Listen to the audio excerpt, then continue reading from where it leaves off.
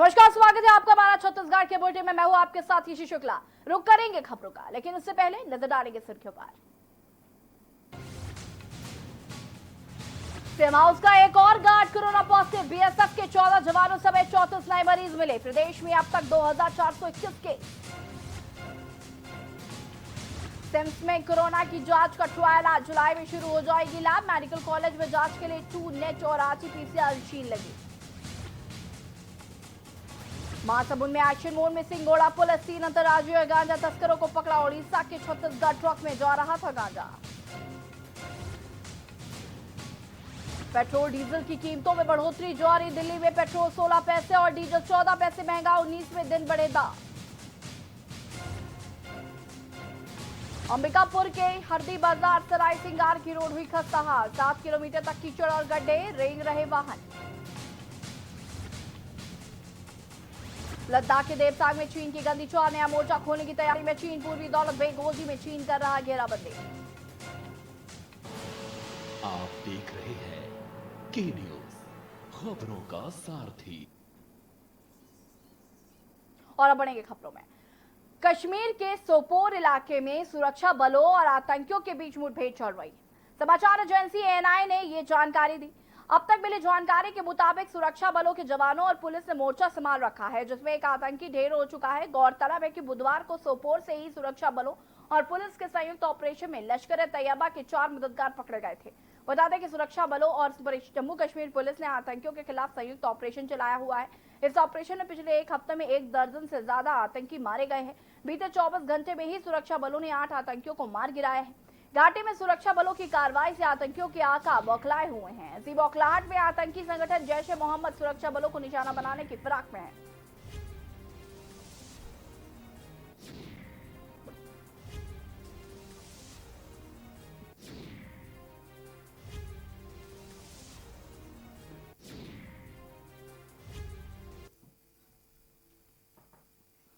पूर्वी लद्दाख के कुछ नए हिस्सों में चीन की ओर से लामबंदी की जा रही है। इससे यह संकेत मिलता है कि चीन की people's liberation army Daulat Beg, गोल्टी और डेसपांग सेक्टरों में नया मोर्चा खोल सकती है। आंकड़ों से इस बात की पुष्टि हुई कि पूर्वी दौलत बेग गोल्टी में चीनी लामबंदी की जा रही है। जून महीने में चीनी बेस के पास कैंप और वाहन देखे गए हैं। चीन की ओर से ये बेस 2016 से पहले ही बनाए गए थे, लेकिन इस महीने सैटेलाइट तस्वीरों से पता चला कि यहाँ पर नए शिविरों और वाहनों के लिए ट्रैक बनाए गए हैं। जमीनी ट्रैकिंग के जरिए भी इसकी पुष्टि हो चुकी है। भारत ने मई के अंत में ही भाप लिया था कि चीन देवसांग से लामबंदी कर सकता है और तभी से इस क्षेत्र में अपनी मौजूदगी पुख्ता कर ली थी। देवसांग वह इलाका है जहां पर चीन की सेना ने 2013 में घुसपैठ की थी।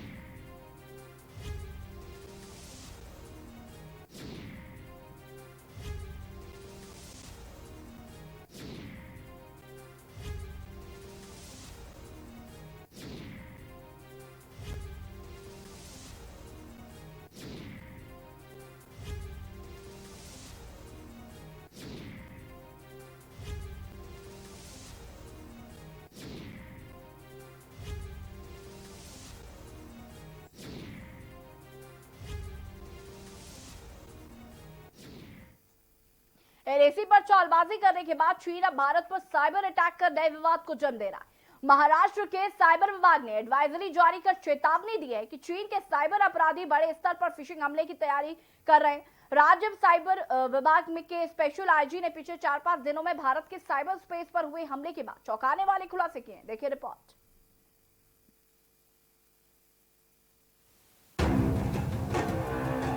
गलवान घाटी में भारत और चीन के बीच हिंसक झड़प के बाद तनाव बढ़ गया है। इसी बीच चीन अपनी हरकतों से बाज नहीं आ रहा है और अब उसने भारतीय साइबर स्पेस पर हमला करना शुरू कर दिया है। पिछले 5 दिनों में चीन की तरफ से 40,000 से ज्यादा साइबर अटैक की घटनाओं को अंजाम दिया गया है। देश में सूचना, बैंकिंग और इंफ्रास्ट्रक्चर के क्षेत्र में पिछले 4 से 5 दिनों में हजारों साइबर हमले हुए हैं। साइबर विभाग के गहन विश्लेषण और जांच के बाद ये पाया गया है कि ये सभी हमले चीन की तरफ से हुए हैं और इन हमलों में सबसे महत्वपूर्ण कुछ क्षेत्रों को टारगेट किया गया था। वहीं इन साइबर हमलों की बढ़ती संख्या के पीछे चीनी सेना के साथ चीनी सूचना वॉरफेयर सेल पर संदेह जताया जा रहा है। महाराष्ट्र के साइबर इंटेलिजेंस सेल के विशेष पुलिस महानिरीक्षक यशस्वी यादव ने कहा, हमने महाराष्ट्र साइबर विभाग को जानकारी दी है कि भारतीय साइबर स्पेस में पिछले 4 से 5 दिनों में प्रमुख सेक्टर्स में साइबर हमलों में अचानक बढ़ोतरी हुई है और सभी हमले चीन से हुए हैं। डिपार्टमेंट ने ऐसी इंफॉर्मेशन कोलेट की है जिससे ये पता चलता है कि पिछले 4-5 दिनों में एकदम से इंडिया के साइबर स्पेस पे जो रिसोर्सेज हैं, स्पेशली जो कि इंफ्रास्ट्रक्चर सेक्टर में है, जो इंफॉर्मेशन सेक्टर में है और बैंकिंग सेक्टर में है, उसमें एकदम से चाइना के द्वारा साइबर अटैक्स की संख्या में बहुत ज़्यादा तेजी आई है। चीन इस वक्त 2 मोर्चों पर एक साथ भारत के खिलाफ साजिश रच रहा है। एक तो लाइन ऑफ एक्चुअल कंट्रोल पर और दूसरा भारत के साइबर स्पेस में। महाराष्ट्र साइबर इंटेलिजेंस सेल के स्पेशल आईजी यशस्वी यादव ने बताया कि साइबर अटैक के लिए चीनी हैकर्स 2 तकनीक का इस्तेमाल कर रहे हैं। पहला टाइप है distributed Daniel of service attack. अगर किसी यूटिलिटी प्रोवाइडर वेबसाइट की सिर्फ 1000 लोगों की रिक्वेस्ट एक्सेप्ट करने की क्षमता है तो ये हैकर्स उसे हैक करके इस क्षमता को 10 लाख तक ले जाते हैं, जिससे पूरा सिस्टम ही क्रैश हो जाता है। दूसरा, इंटरनेट प्रोटोकॉल हाईजैक। इसमें हैकर्स किसी वेबसाइट या इंटरनेट अकाउंट के ऑनलाइन ट्रैफिक को वाया चीन डाइवर्ट करके टारगेट तक ले जाते हैं, जिससे सर्विलांस में इस्तेमाल किया जा सके। बता दें कि साइबर अटैक सूचना, बैंकिंग और इंफ्रास्ट्रक्चर क्षेत्रों पर किया जा रहा है। अब तक कम से कम 40,300 साइबर हमलों की जानकारी मिली है। ये साइबर हमले या हैकिंग की कोशिश चीन के चेंगडू इलाके से हो रही है।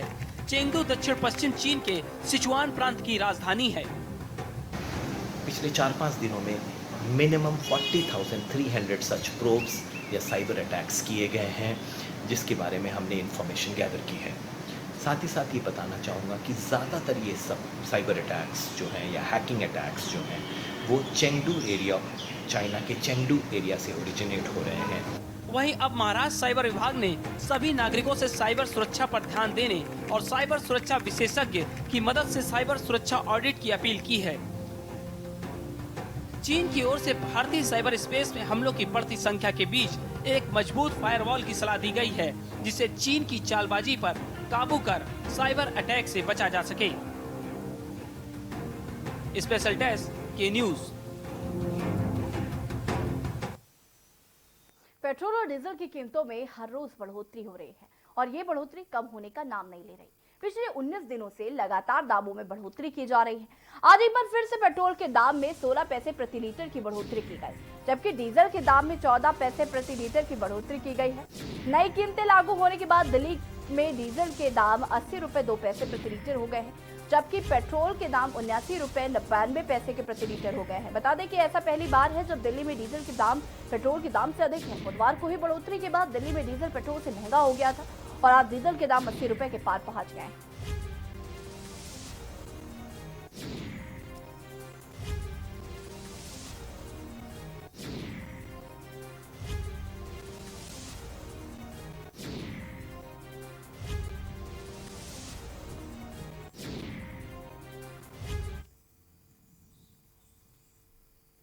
पेट्रोल डीजल के दाम में लगातार हो रही बढ़ोतरी का बुरा असर सबकी जेब पर पड़ रहा है। ऐसा तब है जबकि 6 साल में कच्चे तेल की कीमत घटी है, पर पेट्रोल डीजल के दाम कम होने की बजाय बढ़ गए हैं। बता दें कि अप्रैल 2014 में कच्चे तेल की कीमत $105 प्रति बैरल के आसपास थी, लेकिन कच्चे तेल के दाम कम हैं और कीमतें आसमान पर पहुंच गई हैं। देखिए रिपोर्ट। भारत के इतिहास में हुआ पहली बार पेट्रोल की तुलना में डीजल हुआ महंगा। पहली बार पेट्रोल से महंगा हुआ डीजल। आम आदमी की जेब पर पड़ी दोहरी मार। कीमतें बढ़ने से किसानों को भी हो रही है परेशानी। पेट्रोल का दाम भी 8 रुपए 50 पैसे प्रति लीटर चढ़ा।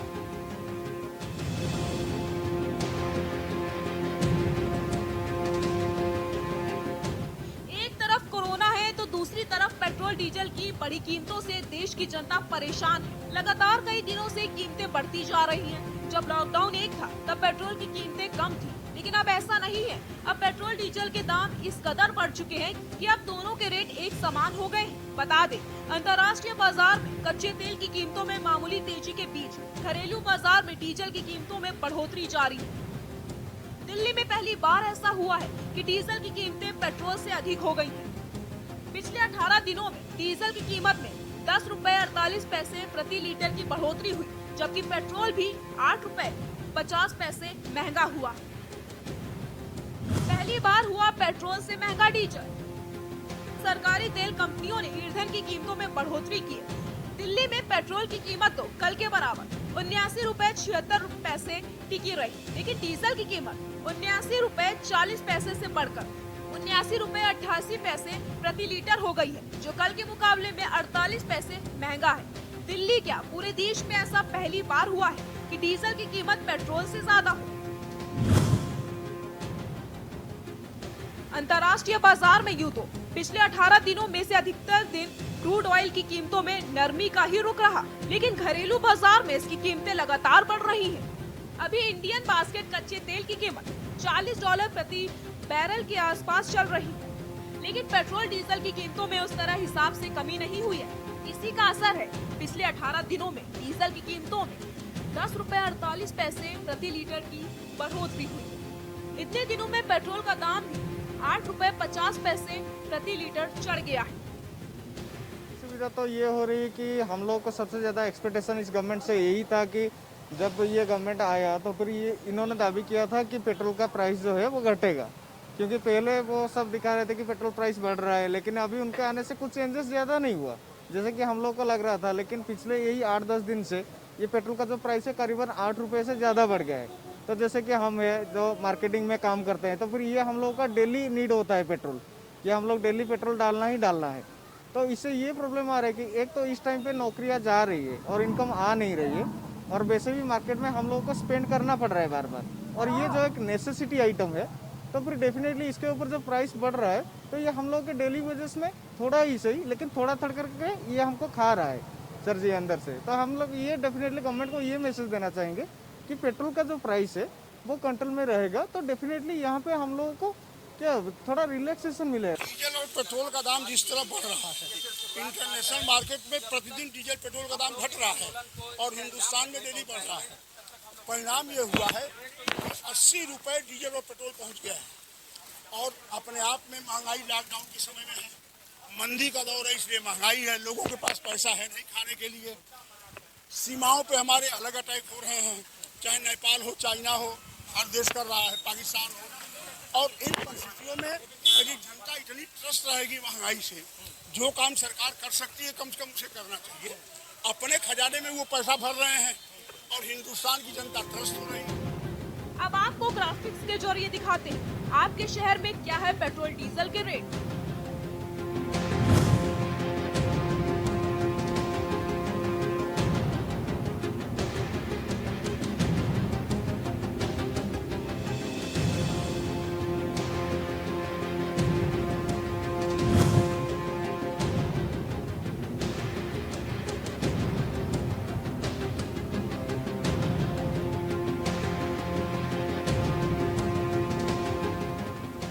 डीजल के दामों में बढ़ोतरी को लेकर राहुल गांधी ने ट्वीट कर तंज कसा है। राहुल ने अपने ट्वीट में एक ग्राफ शेयर करते हुए लिखा है कि मोदी सरकार ने कोरोना महामारी और पेट्रोल डीजल की कीमतें अनलॉक कर दी हैं। उन्होंने ग्राफ में पेट्रोल डीजल की कीमतों में हुई लगातार वृद्धि और दिल्ली में तेजी से बढ़ते कोविड-19 के आंकड़े दिखाए हैं। हर दिन 6 बजे बदलती है कीमत। बता दें कि प्रतिदिन सुबह 6 बजे पेट्रोल डीजल के रेट में एक्साइज ड्यूटी, डीलर कमीशन और अन्य चीजें जोड़ने के बाद इसका दाम लगभग 2 गुना हो जाता है। डेस्क रिपोर्ट के न्यूज़ इंडिया।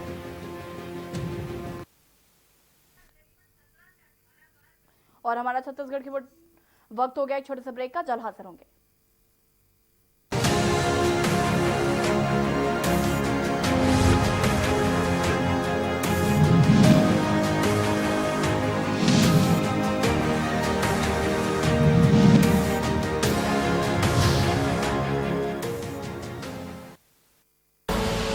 आप देख रहे हैं के न्यूज, खबरों का सारथी।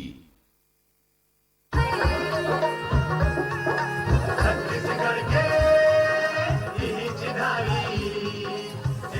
परंपरा से मिला नवाचार, ग्रामीण व्यवस्था ने पहना सरकारी जामा, नरवा गरवा घुरवा बाड़ी होगा पुनर्जीवित। सुराजी गांव योजना लेकर आई सरकार, फसल बचाने को मुख्यमंत्री भूपेश बघेल की पहल, रोका छेका। सबसे पहली जरूरी है हमारे फसल के बचाए के, एकर बर रोका छेका जरूरी है। सरकार के ओर से प्रति गौठान 10,000 रुपया हर महीना दे के फैसला किए गए।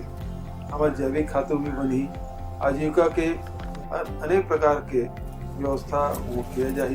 इनमें आप सब लोग बढ़ चढ़कर हिस्सा लेगा हो सकता है। सुराजी गांव योजना में बने गोठानों को अधिक उत्पादक बनाने, खुले घूम रहे पशुओं को बचाने के लिए आया रोका छेका। रोका छेका से बचेगी फसल, बढ़ेगी आय, पशुधन की भी होगी अच्छी देखभाल। हम आप सब अब नहीं तो कब, 9 बज जाए तब। बहुत हुई राजनीति की माया, हम बताएंगे कि आपके हिस्से में क्या आया। फिक्र आपकी, सोमवार से शुक्रवार रात 9 बजे। TV9 भारतवर्ष, अब तो सब देख रहे हैं। आप देख रहे हैं के न्यूज, खबरों का सारथी।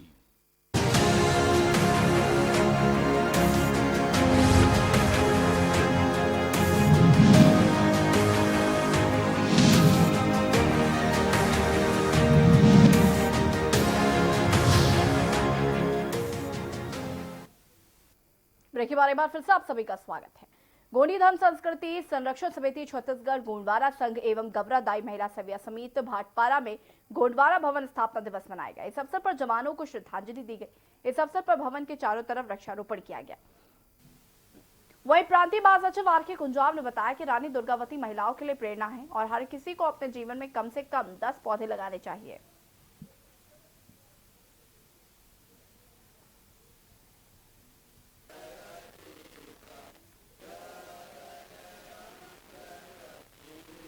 गढ़मंडला की महारानी थी।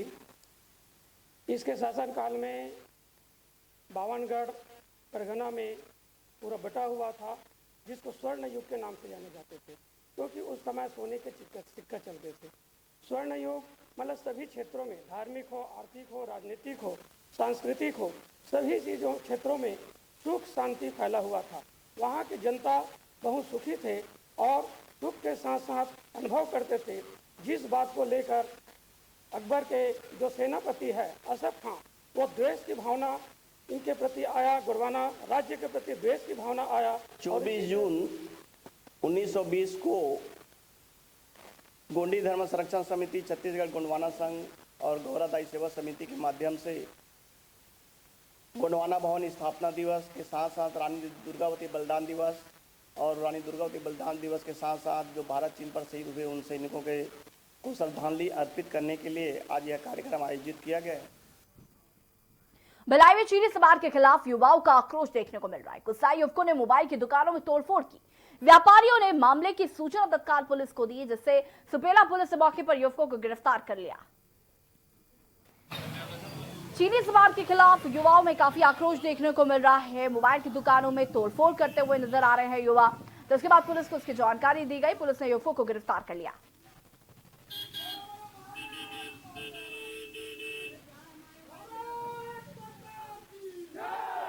लगभग 1 बजे दिन की बात है और आकाशगंगा से कुछ व्यापारियों का फोन आया कि यहाँ पर चाइना के सामानों का विरोध करते हुए 15-20 लड़कों के द्वारा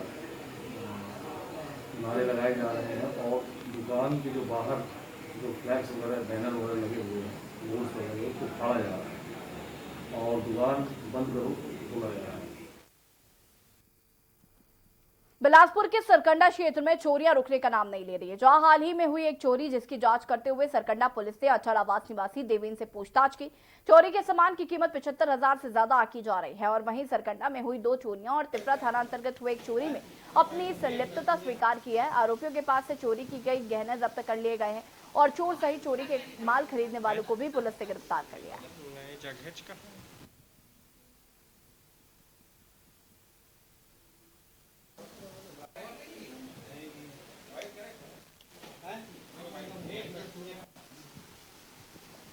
पिछले पिछले कुछ दिनों से देखने में आ रहा था कि सरकंडा क्षेत्र में चोरियां जो हैं कुछ ज़्यादा ही बढ़ गई थी।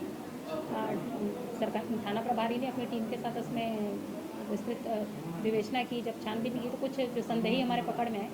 जब उनसे हमने अच्छे से कड़ाई से पूछताछ की तो और उसने अपना अपराध कबूल किया। देवेंद्र वैष्णव नाम है।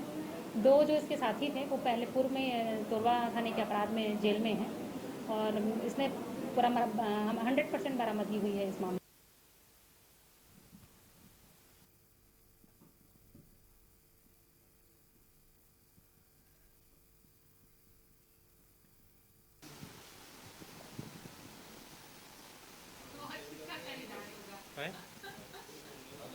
जगह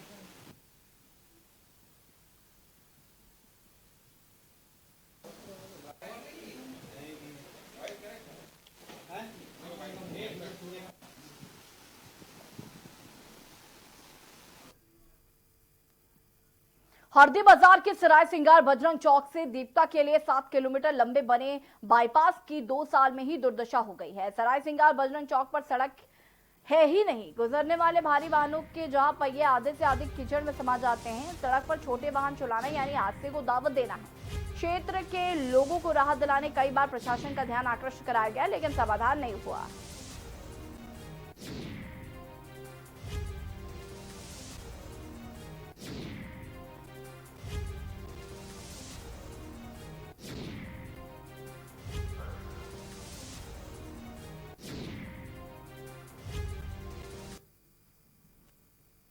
दंतेवाड़ा जिले के कारली के वार्ड नंबर 7 में पानी की समस्या पिछले 1 महीने से बनी हुई है, जिसकी शिकायत वार्ड पार्षद को की गई थी, लेकिन कोई ध्यान नहीं दिया जा रहा।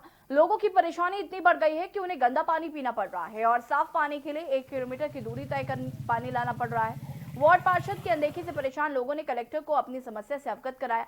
जिलाधिकारी ने मामले को गंभीरता से लेते हुए कार्रवाई के लिए जिला पंचायत सीईओ के पास भेजा, परंतु उनसे ग्रामीणों की मुलाकात नहीं हो पाने से उनकी समस्या जस की तस है।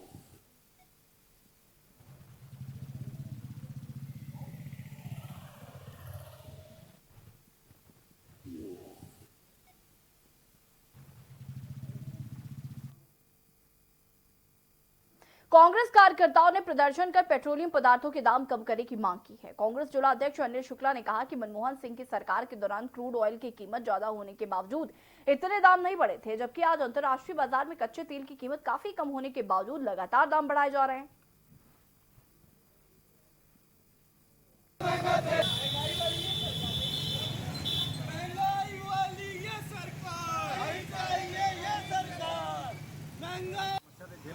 ये दिन आ चुके हैं हमारे कि कार है तो उसको धक्का लगाना पड़ेगा, बाइक है तो उसको पैदल लेके चलना पड़ेगा। कच्चे तेल के दाम विश्व स्तर में कम हो रहे हैं, क्रूड ऑयल के जो दाम हैं वो लगातार कम हो रहे हैं और हिंदुस्तान में लगातार डीजल पेट्रोल के जो दाम है पिछले 15 दिन में लगभग 10-10 रुपये बढ़ गए हैं। डीजल पेट्रोल का दाम लगभग 1 हो गया है। कोरबा के दर्रे इलाके में एक नवविवाहिता ने अज्ञात कारणों के चलते आग लगाकर आत्महत्या कर ली। गंभीर रूप से जली युवती की उपचार के दौरान मौत हो गई। जानकारी के मुताबिक सिंचाई कॉलोनी में रहने वाले नरेश यादव का विवाह पिछले साल चांपा जिले के जांजगीर की रहने वाली सुनीता यादव से हुआ था। सुबह सुनीता ने खुद को कमरे में बंद कर आग लगा ली। उसकी चीख सुनकर घर के लोगों ने आग बुझाई और उसे अस्पताल ले गए। बुरी तरह से जली सुनीता की इलाज के दौरान मौत हो गई।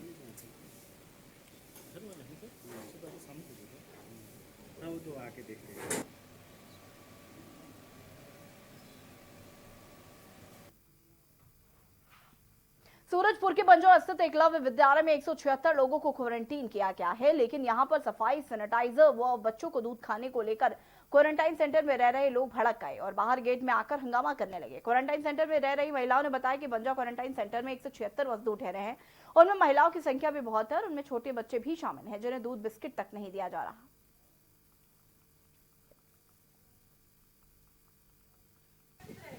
समस्या है और यहाँ साफ सफाई तो बिल्कुल ही नहीं है, न सैनिटाइजर होता है। महीने 15 दिन में एक बार हो जाए बहुत बड़ी बात है और होता भी नहीं है। बाथरूम में कोई साफ सफाई नहीं है। खाने पीने बस देते हैं, सुबह नाश्ता देते हैं, फिर दोपहर को और शाम को खाना देते हैं। बच्ची को भी दूध टाइम से नहीं मिलता है, एक ही टाइम दूध देते हैं, वो भी फ्रिज में रखकर दूध देते हैं। यहाँ गेट में आके बोलते हैं तब बिस्किट मिलता, नहीं तो नहीं मिलता। बच्ची रोती रहती है। तो यहाँ पे खाना मिलता है चलो खाना तो हम लोग सब गैस पे करके नमक भात भी खा लेंगे, लेकिन साफ सफाई, ये यहाँ सोशल डिस्टेंस क्या होता है, साफ सफाई क्या होता है, इसके बारे में यहाँ कोई कुछ नहीं जानता। सब अपने अपने कमरे में जा रहे हो, तो अंदर तुम लोग कुछ भी करो, मर जाओ, लेकिन बाहर से कोई आदमी अंदर घुस के देखेगा नहीं। हमारा छत्तीसगढ़ के बुलेटिन में फिलहाल इतना ही। देखते रहिए के न्यूज़ इंडिया। नमस्कार।